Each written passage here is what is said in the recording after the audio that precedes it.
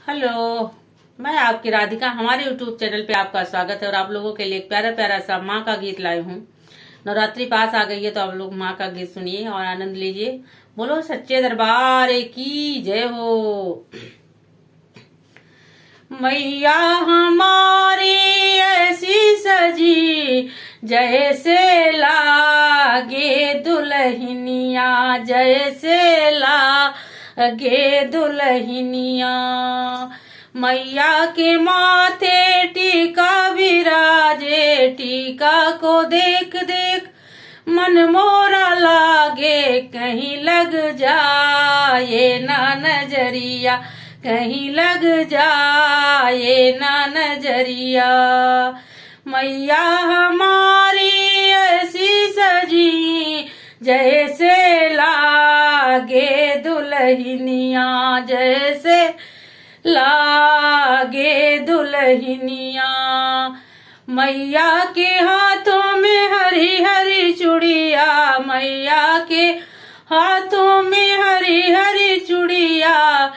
चूड़िया देख के मन मोरा लागा, कहीं लग जाए ना नजरिया, कहीं लग जाए ना नजरिया। मैया हमारी ऐसी सजी जैसे लागे दुल्हनिया, जैसे लागे दुल्हनिया। मैया के अंग में लहंगा विराजे, चुनरी को देख देख मन मोरा लागे। कहीं लग जाए ना नजरिया, कहीं लग जाए ना नजरिया।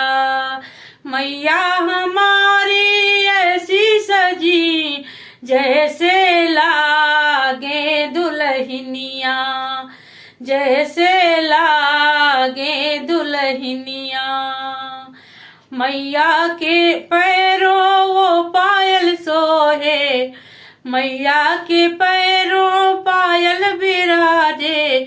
मावर को देख देख मन मोरा लागे, कहीं लग जाए ना नजरिया, कहीं लग जाए ना नजरिया। मैया हमारी ऐसी सजी जैसे लागे दुल्हनिया, जैसे लागे दुल्हनिया।